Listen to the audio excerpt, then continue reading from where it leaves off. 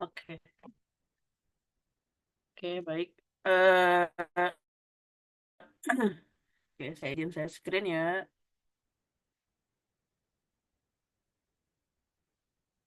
Oke, teman-teman. Eh, Bismillahirrahmanirrahim. Assalamualaikum warahmatullahi wabarakatuh. Selamat sore semuanya. Eh, Singkat saja ya. Jadi untuk praktikum, jadi untuk teman-teman TTI nanti kita ada dua praktikum. Yang pertama ada praktikum Teknik Telekomunikasi 3 dan juga ada praktikum Teknik Telekomunikasi 4. Mungkin nanti kalau praktikum Teknik Telekomunikasi 3 nanti oleh dosen yang lain akan disampaikan.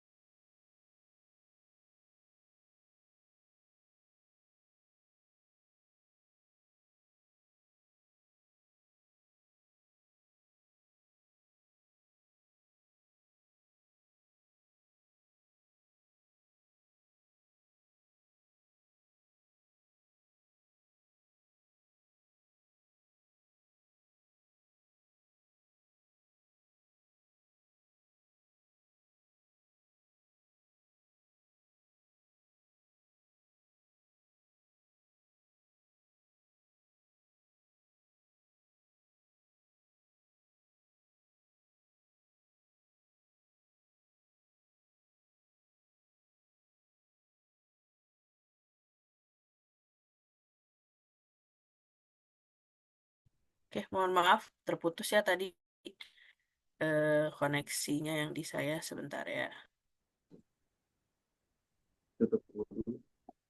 Ibu mukanya lelah, buka S3. Oke, eh untuk ini jadi praktikum yang ini, praktikum sebentar saya share screen dulu ya. Hmm, oke. Nah, untuk praktikum khususnya untuk teknik telekomunikasi 4 nanti mungkin akan dibantu oleh teman-teman Aslab. Untuk ininya apa aja sih yang dipraktikumkan? Ini rencananya jadi ada total ada 4 modul dan sebenarnya ini semuanya empat-empatnya bisa dilakukan oleh khususnya untuk teman-teman yang reguler sore. Jadi nggak ada kendala yang cukup berat, terutama untuk yang reguler sore karena nanti software-nya juga akan dibantu oleh teman-teman Aslab. Kemudian ini kaitannya praktikum teknik telekomunikasi 4 ini kaitannya terkait kedua mata kuliah sebenarnya. Jadi ada dua mata kuliah yang berhubungan dengan ini. Yang pertama itu mata kuliah perencanaan jaringan dan optimasi optimasi jaringan telekomunikasi. Perencanaan dan optimasi, saya nyama puisi sendiri. Perencanaan dan optimasi jaringan telekomunikasi. Yang kedua itu mata kuliah yang pemrograman dan simulasi jaringan.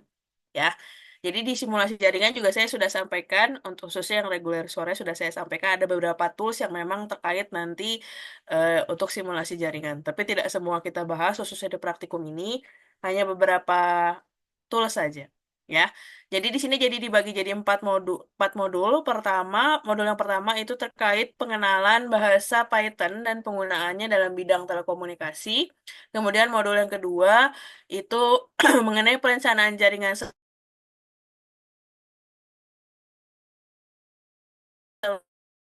seluler menggunakan radar yang itu dalam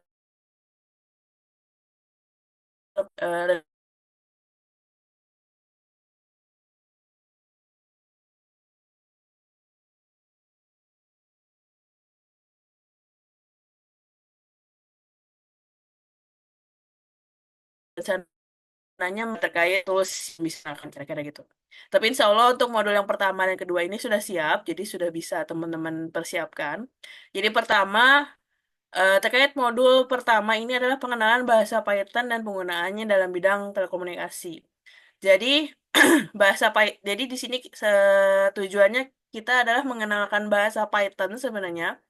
Jadi memang eh, bahasa Python ini sebenarnya sudah banyak digunakan dan memang apa ya?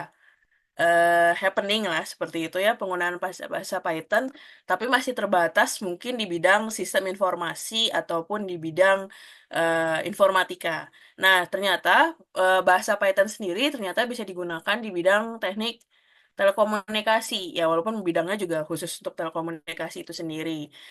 Nah, Python di sini nanti teman-teman akan mengenal penggunaan Python mulai dari awal, inisialisasi awalnya, kemudian input library-nya dan lain-lainnya, mengikuti dengan modulnya. Itu penggunaannya agar mudah diakses, itu kami menyarankan penggunaannya menggunakan Google Colab. Ini berbasis online atau web base ya, berbasis online atau web base seperti itu. Jadi ini bisa teman-teman akses dalam kondisi online dimanapun dengan device yang berbeda, kira-kira gitu. Kalaupun tidak menggunakan Google Colab, bisa juga menggunakan tools yang lain. Saya kenalkan di sini ada namanya VS Code, namanya itu juga sama. Tapi kalau VS Code itu teman-teman harus install di PC atau di laptop masing-masing, jadi menyesuaikan lah kira-kira seperti itu. Yang fleksibel memang Google Colab di sini. Jadi sifatnya berbasis online atau web based. Jadi kalau teman-teman pindah PC atau misalnya bahannya ada di ngerjainnya di kantor, misalnya yang reguler sore yang ngerjain di kantor, di komputer kantor masih bisa diakses di komputer rumah karena berbasis online tadi dia based on ini ya Google Drive kira-kira gitu. Nanti cara-caranya seperti apa akan disampaikan pada praktikum. Nah, tujuannya adalah untuk mengenalkan bahasa Python, penggunaannya seperti apa, inisialisasi awalnya juga seperti apa, dan implementasinya juga di telekomunikasi seperti apa. Kira-kira itu untuk modul yang pertama. Kemudian untuk modul yang kedua, ini perencanaan jaringan seluler menggunakan ATOL. Nah, untuk perencanaan jaringan seluler menggunakan ATOL, mungkin nanti konsepnya antara reguler pagi dengan reguler sore ini akan berbeda ya. Untuk saya izin sampaikan dulu untuk yang reguler pagi. Yang reguler pagi ini sebelumnya saya sudah berikan ini ya, apa tugas di mata kuliah perencanaan jaringan optimasi, tugas mengenai menghitung jumlah site yang diperlukan. Nah, tiap orang tentunya punya hasil jumlah site yang sudah kalian punya kemarin. Nah, jumlah site itu teman-teman sudah melakukan penitikan atau lokasinya di mana aja gitu jumlah site-nya. Misalnya jumlah site-nya ada 10 misalnya ya. Misal jumlah site ada 10 misalnya ya. Dan lokasinya di mana aja. Jadi koordinatnya di mana aja itu teman-teman sudah punya ya di tugasnya kemarin. Nah, eh, itu jadiin pegangan teman-teman. Jadi kalau yang belum ngerjain ya berarti wayahna harus ngerjain karena tiap orang pasti akan berbeda. Nanti site-site ini berikut dengan lokasinya, nanti ini diplot atau diplot atau bahasanya apa ya, di mapping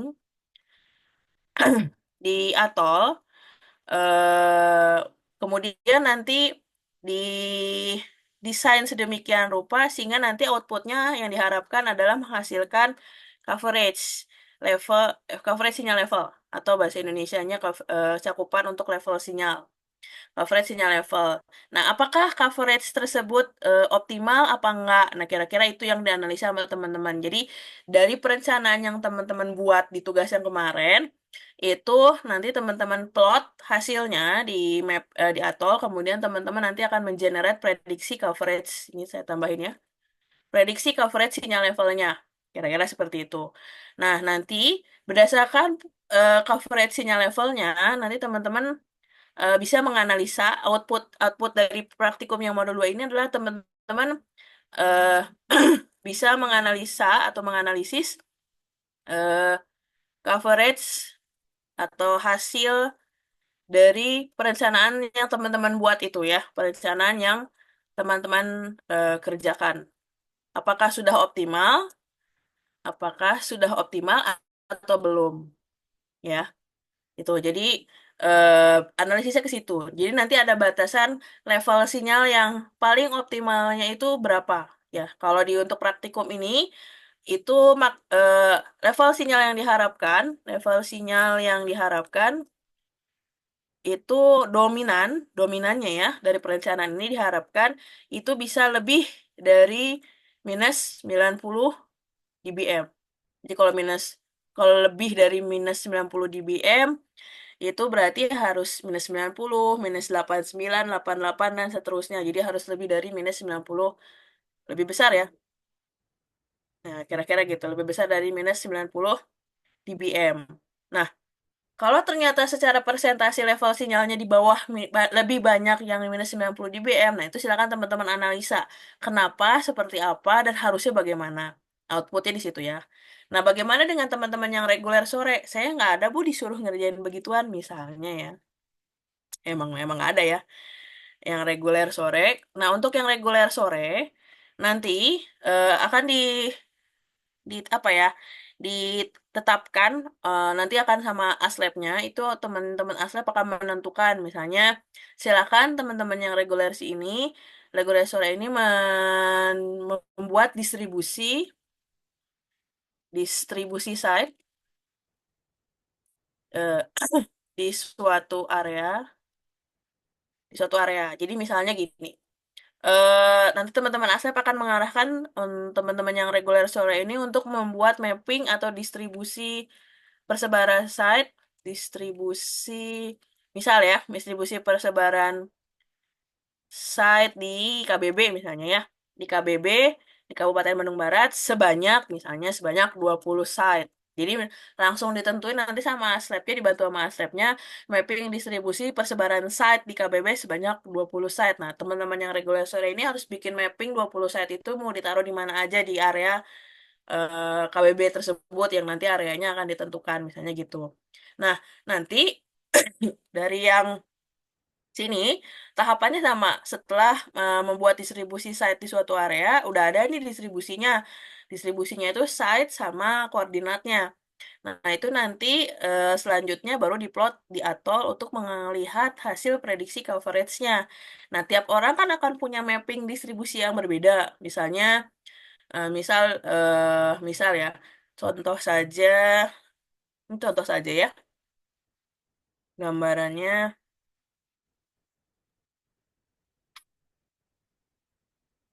Ini misalkan, hmm, oke, misalkan di sini siapa ini? Ada siapa ya? Misalkan di sini yang reguler sore ada siapa ya? Ada Kang Bagus misalnya, ada Kang Bagus Amar misalnya. Kang Bagus bikin distribusi site misalnya pertama di sini, di sini, sama di sini.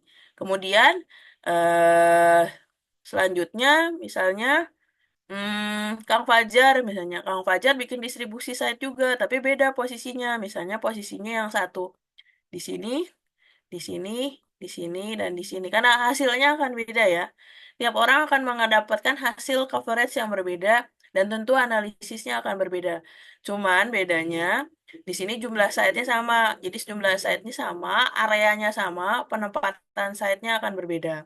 Nanti setiap penempatan itu harus diplot dan di mapping di atol sehingga nanti dihasilkan prediksi coveragenya seperti apa. Nanti outputnya juga sama untuk menganalisis coverage hasil dari perencanaan yang teman-teman kerjakan. Kira-kira seperti itu. Oke. Kemudian untuk yang modul yang selanjutnya, oke, untuk modul selanjutnya paling di sini saya siapkan dulu yang untuk NS2. Jadi NS2 ini nanti teman-teman butuh. Sebenarnya NS2 ini adalah network simulator. Jadi untuk merencanakan atau mensimulasikan jaringan seperti itu, tapi dia sebenarnya di installnya berbasisnya di Ubuntu ya atau Linux. Jadi dia sebenarnya bukan berbasis Windows. Jadi dia pakainya Linux sebenarnya. Makanya nanti untuk yang pakai Windows mungkin perlu menginstal semacam firmware mungkin ya, semacam itulah. Jadi kayak simulatornya untuk bisa menginstal si NS2 ini. Nah, NS2 ini nanti lebih banyak sebenarnya teman-teman mendesain jaringan. Nah, di sini yang rencananya disiapkan itu membangun simulasi jaringan nirkabel secara statis dan juga membangun simulasi jaringan secara mobile. Nanti akan dilihat bedanya apa, karena nanti kalau NS2 ini berfokus pada NS2 ini desainnya itu bukan, jadi bukan secara visual titik-titikin gitu nggak. Kalau Atol kan desainnya itu titik-titik gitu ya. Jadi teman-teman netik-nitikin di suatu lokasi bikin titik-titik seperti itu. Kayak tadi yang di Paint seperti itu. Nah, kalau NS2 ini enggak. NS2 ini desainnya itu berbasis apa? Desainnya berbasis komen. Jadi ada perintah-perintahnya gitu. Jadi semacam kayak programming juga, sama juga. Cuman tujuannya sama, sama-sama untuk mendesain sebuah jaringan, tapi desainnya itu berbasis komen. Jadi eh apa? Perlu diperhatikan komen-komen yang nanti diberikan, kira-kira gitu. Jadi NS2 ini singkatannya tadi kalau yang belum tahu, ini adalah network network simulator. Jadi network simulator jenisnya ada dua, ada yang disebut dengan NS2 dan yang terbaru itu ada NS3. Dan dia berbasis Linux. Tujuannya ini untuk desain atau perancangan jaringan. Nah, lebih banyak ke jaringan ini ya, jaringan berbasis eh, apa? IP, jaringan IP atau kalau kita bilangnya telematika semacam itu. Jadi dia untuk jaringan apa yang berbasis IP komputer seperti itu. Jadi kita bisa menggambarkan desainnya, tapi ya itu tadi dia modelnya desainnya itu berbasis komen. Jadi nanti teman-teman bisa coba. Jadi tujuannya memang praktikum ini adalah untuk mengenalkan 4 tools tadi, terutama untuk perencanaan atau perancangan jaringan. Jadi semuanya emang based on simulasi, tapi minimal teman-teman mengenal dan mudah-mudahan harapan kami teman-teman bisa memanfaatkan tools-tools yang sudah teman-teman pelajari ini selama praktikum ini untuk tugas akhir atau keperluan yang lain. Kemudian satu lagi itu yang rencananya ini masih dalam tahap persiapan sih sebenarnya. Jadi mengenai penggunaan Optinet. Optinet ini jadi kalau yang tadi misalnya kalau Python ini lebih ke eh, sistem, ini mengenal bahasanya saja. Kalau Atol ini untuk perencanaan jaringan seluler. Kalau NS2 itu untuk perencanaan jaringan telematika secara IP, misalnya seperti itu. Nah, kalau Optinet ini adalah perencanaan jaringan untuk jaringan model optik. Makanya namanya Optinet ya, optik network maksudnya. Jaringan optik. Ya, jadi nanti ada model perencanaannya. Walaupun tidak terpaku harus Optinet ya, ada beberapa tools lain yang memang berkaitan dengan perencanaan jaringan optik gitu. Kira-kira seperti itu. Jadi eh modul-modul di praktikum 4 ini Teknik Telekomunikasi 4 ini berkaitan dengan 2 mata kuliah yang teman-teman pelajari, yaitu perencanaan dan optimasi jartel dan juga pemrograman dan simulasi jaringan. Mungkin kalau yang reguler sore kan baru mengenal tools-toolsnya saja ya. Nah, jadi mudah-mudahan di praktikum ini teman-teman bisa lebih mendalami lagi setiap tools-tools yang dibahas, sehingga bisa membantu teman-teman untuk misalnya nanti di pekerjaan atau mungkin di desain perencanaan untuk tugas akhir atau semacamnya. Begitu kira-kira teman-teman ya. Sampai sini ada yang mau disampaikan atau ditanyakan dahulu?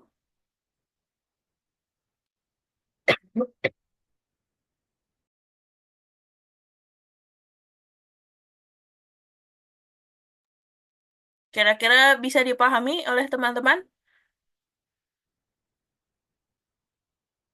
Ya, Bu. Oke. Ada lagi? Nggak ada? Nggak ada yang mau menanggapi? Oke. Bentar. Oh, boleh. Bu, untuk PPT ini nanti di-share, boleh deh. Nanti saya share ya. Berarti Angga nih reguler sore ya? Nanti paling saya titip ke Irfan ya. Kalau yang reguler pagi nanti saya titip ke Aslabnya. Oke, ada lagi yang mau disampaikan? Jadi itu ya, teman-teman, fokus dari praktikum Teknik Telekomunikasi 4 ini emang fokus untuk membahas mengenai tools-tools urusannya yang nanti terkait dengan perencanaan ini, kira-kira gitu. Ya mudah-mudahan praktikum ini bisa membantu teman-teman untuk mengenal tools ini dan menggunakannya. Makanya di sini judul-judulnya pengenalan dan penggunaan seperti itu, ya. Oke, itu saja teman-teman. Kalau tidak ada yang ditanyakan, mungkin saya kembalikan ke Aslabnya. Silahkan. Baik Bu, terima kasih atas pemaparannya. Terima kasih juga telah menyempatkan waktunya untuk hadir pada responsi hari ini Bu. Untuk selanjutnya ada pemutaran video SOP dari Aslab TTI. Mohon disimak.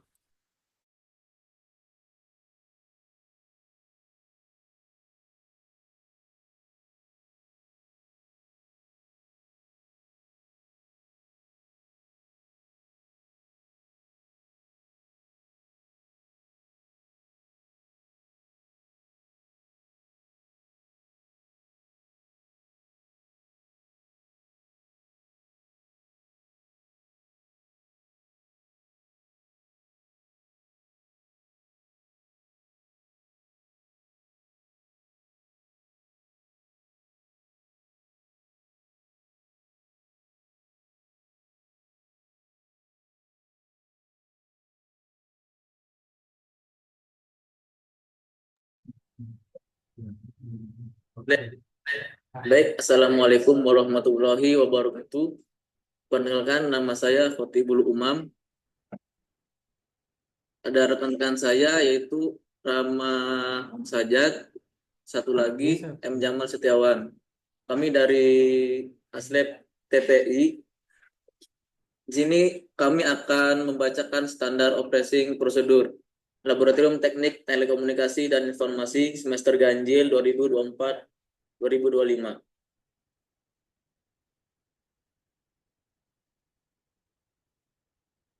Sini ada daftar isi. Yang pertama itu ada persyaratan daftaran praktikum dan kelengkapan praktikum. Yang kedua ada pelaksanaan dan tata tertib pra-praktikum. Yang ketiga pelaksanaan praktikum. Yang keempat pasca praktikum. Yang kelima ketentuan lain dari pelaksanaan praktikum. Yang keenam jadwal pelaksanaan praktikum. Ketujuh tugas pendahuluan praktikum. 8. Tata tertib dan mekanisme penulisan dan pengumpulan laporan. Dan yang terakhir, ada penilaian praktikum. Persyaratan pendaftaran praktikum dan kelengkapan praktikum. Setiap praktikan diwajibkan membawa kelengkapan yang harus dipersiapkan untuk praktikum, yaitu ada 4. Yang pertama, modul praktikum. Yang kedua, buku catatan. Ketiga, alat tulis dan kalkulator atau alat elektronik lain seperti smartphone, tablet, atau netbook. Yang keempat, khusus untuk praktikum yang pelaksanaannya secara daring, diwajibkan mempersiapkan satu perangkat yang akan digunakan untuk pelaksanaan praktikum tatap maya seperti laptop, smartphone, dan lain-lain. Untuk platform pelaksanaan praktikum tatap maya akan menggunakan aplikasi Zoom atau Gmeet.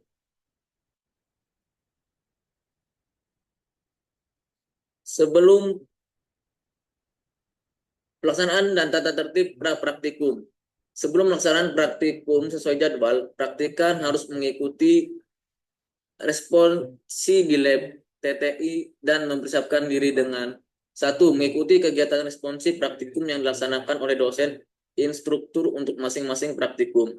Jadwal dan mekanisme pelaksanaan akan dikoordinasikan lebih lanjut kepada para praktikan oleh pengelola lab TTI. Kedua, mengikuti kegiatan paparan standar operasi prosedur atau SOP oleh pihak pengelola lab TTI. Jadwal dan mekanisme pelaksanaan akan dikoordinasikan lebih lanjut kepada para praktikan oleh pengelola lab TTI. Ketiga, praktikan hendaknya hadir 10 menit sebelum praktikum dimulai. 4. Praktikan yang datang terlambat tidak diberikan tambahan waktu praktikum.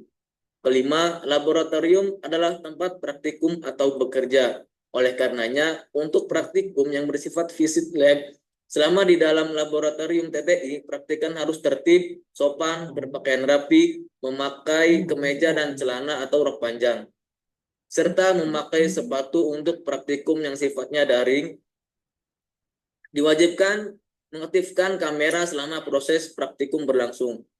Keenam, saat praktikum visit lab yang hanya diperbolehkan dibawa masuk ke tempat praktikum yaitu alat tulis, notebook, dan barang berharga lainnya seperti dompet dan alat komunikasi.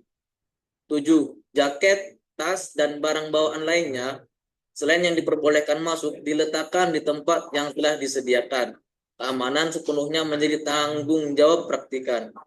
8. Mempelajari modul praktikum sebelum melaksanakan praktikum dimulai. File modul praktikum dapat diakses di LMS mata kuliah praktikum tersebut. Kesembilan, praktikan tidak diperbolehkan mengikuti praktikum jika A. Tidak melakukan daftaran praktikum, B. Tidak memprogramkan mata kuliah praktikum pada KRS, C. Tidak memenuhi ketentuan administrasi, D. Datang terlambat lebih dari 45 menit.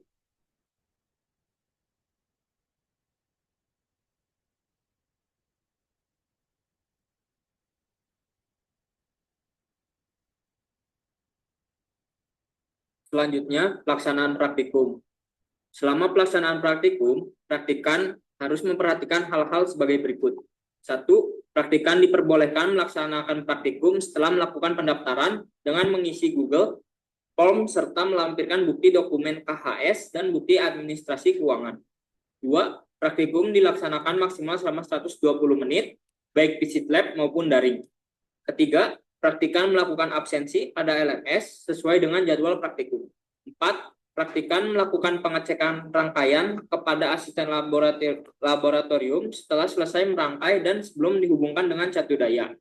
5. Praktikan diperbolehkan menghubungkan rangkaian ke catu daya jika rangkaian telah dinyatakan benar oleh asisten laboratorium. 6. Praktikan harus dapat memperoleh data dengan melakukan praktikum. Jika praktikan gagal mendapatkan data karena faktor alat dan bahan, harus segera melapor kepada asisten laboratorium agar segera diberikan pengganti atau perbaikan. Ketujuh, praktikan harus menjaga keselamatan diri, ketertiban, peralatan, dan kebersihan laboratorium.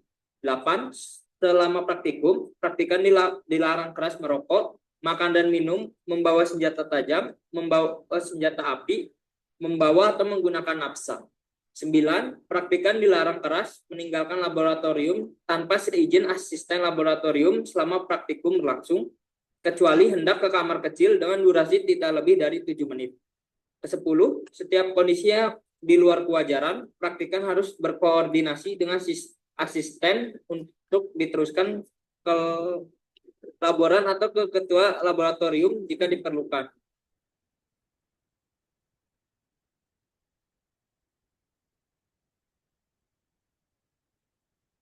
Selanjutnya, pasca praktikum. 1. Setelah selesai praktikum, praktikan meminta persetujuan terhadap data yang diperoleh selama praktikum kepada asisten.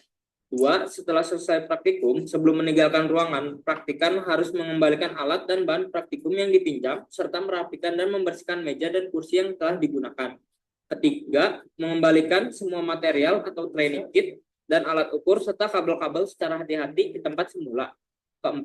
Praktikan yang gagal memperoleh data selama praktikum bukan dikarenakan faktor alat dan bahan, harus segera melapor kepada asisten laboratorium dan yang bersangkutan akan diberikan in-house setelah siklus praktikum reguler telah selesai. 5. Praktikan harus menjaga ketertiban dan kebersihan pasca pelaksanaan praktikum. 6. Mengerjakan laporan praktikum sesuai dengan petunjuk dan panduan terlampir pada file modul.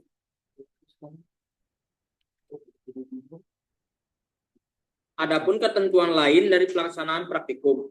Pertama, praktikan yang berhalangan hadir pada kegiatan praktikum sesuai dengan jadwal yang telah disampaikan oleh pengelola laboratorium wajib melaporkan kehadiran selambat-lambatnya 1 jam sebelum praktikum dimulai dan akan diberikan jadwal baru untuk mengikuti kegiatan praktikum. Kedua, jika praktikan merusak atau menghilangkan bahan, alat atau fasilitas laboratorium yang lain, maka praktikan wajib mengganti berupa barang yang bersesuaian atau sama, bukan berupa uang.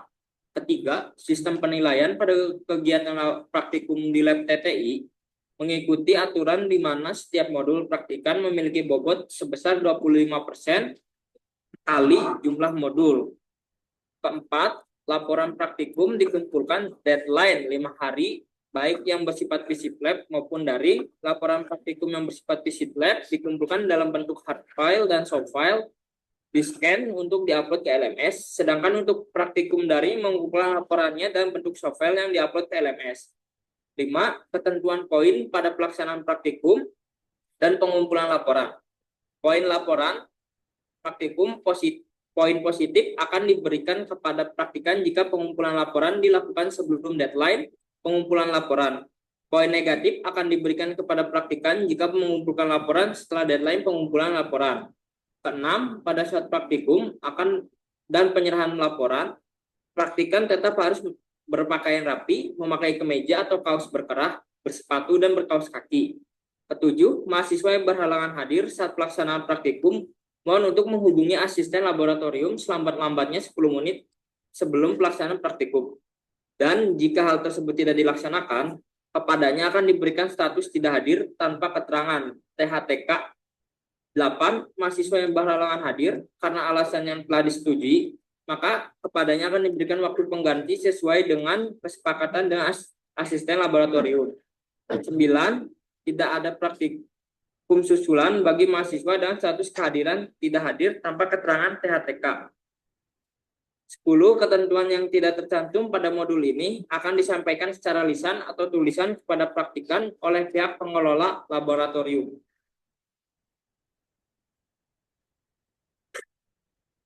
Adapun jadwal pelaksanaan praktikum.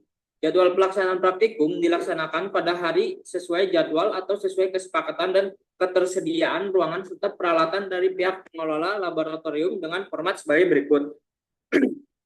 Untuk sesi 1, pukul 8 sampai pukul 10 WIB.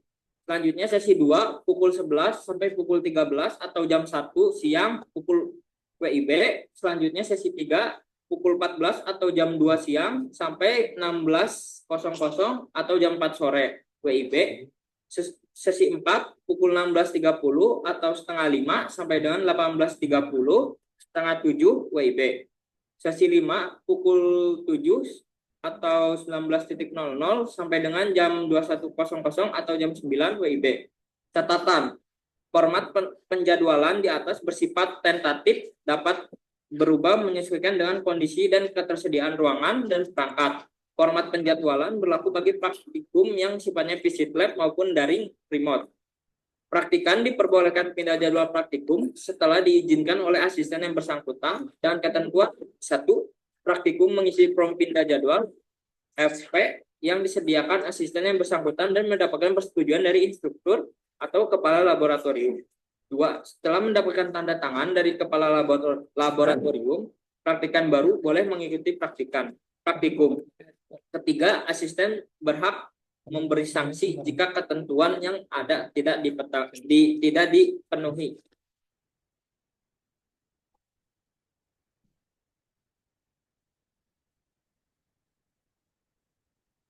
Baik, selanjutnya yaitu tugas pendahuluan praktikum.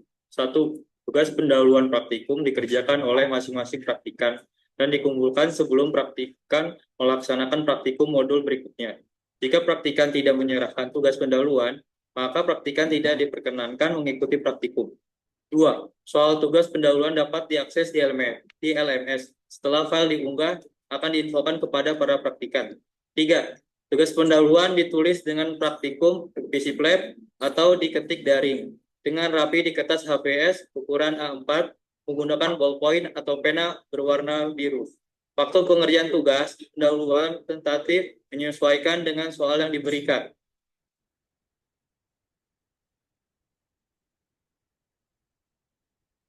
Tata tertib dan mekanisme penulisan dan pengumpulan laporan. Tata tertib dan mekanisme penulisan dan pengumpulan laporan praktikum dibuat dengan menggunakan kertas HVS ukuran A4 atau 21 cm x 29,7 cm, 70 gram. Ditulis dengan tangan dengan rapi. Untuk membuat grafik hanya diperbolehkan menggunakan kertas grafik atau millimeter block, atau menggunakan program Microsoft Office Excel. Laporan ditulis dengan batas kiri kanan, atas dan bawah 2,54 cm sesuai dengan modul. Jika Dua, jika terindikasi plagiarisme atau tulisan mirip atau sama, maka nilai praktikum dikurangi berdasarkan persentase besarnya tingkat plagiarisme. Tiga, laporan praktikum memiliki susunan sebagai berikut. Tujuan, teori dasar, alat dan bahan, langkah-langkah percobaan dan percobaan, analisis data, percobaan, dan simpulan.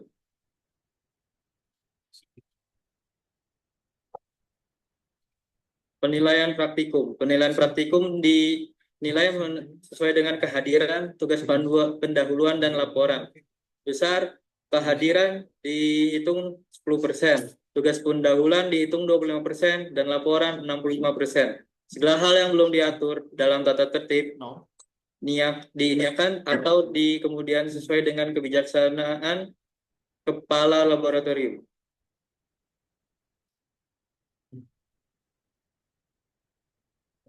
Ada kontak person. Kontak person ini ada fisika 1 kepada Rama, Sandi. Untuk Jarkom ada Jamal dan Umam.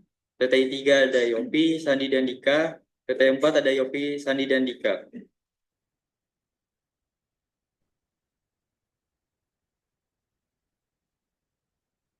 Terima kasih. Sekian dari kami dari Aslab TTI 2024-2025. Assalamualaikum warahmatullahi wabarakatuh.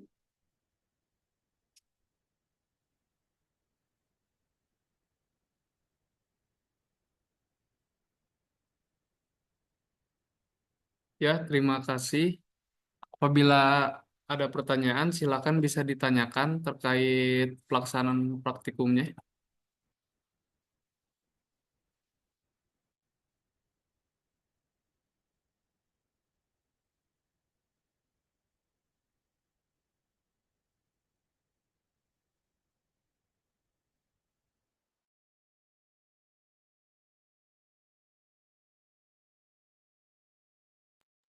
Kang, Apa? bentar mau nanya. Oh ya, silakan Kang. Pelaksanaannya ini sesuai dengan jadwal di LMS atau gimana? Ya, untuk jadwalnya ntar di-upload di LMS Kang, ada jadwalnya. Siap-siap. Ya. Apakah ada lagi yang mau bertanya?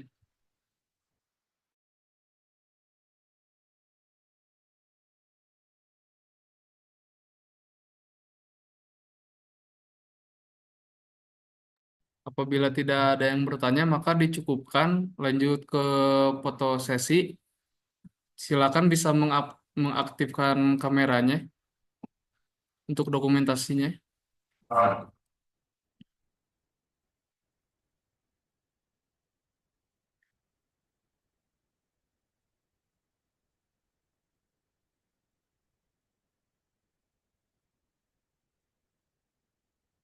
Ya, untuk sesinya 1, 2, 3, 1, 2, 3, 1, 2, 3. Ya, terima kasih kepada semuanya yang telah menyempatkan waktunya dan hadir pada responsi praktikum telekomunikasi 4 ini. Mohon maaf bila ada kesalahan. Wassalamualaikum warahmatullahi wabarakatuh.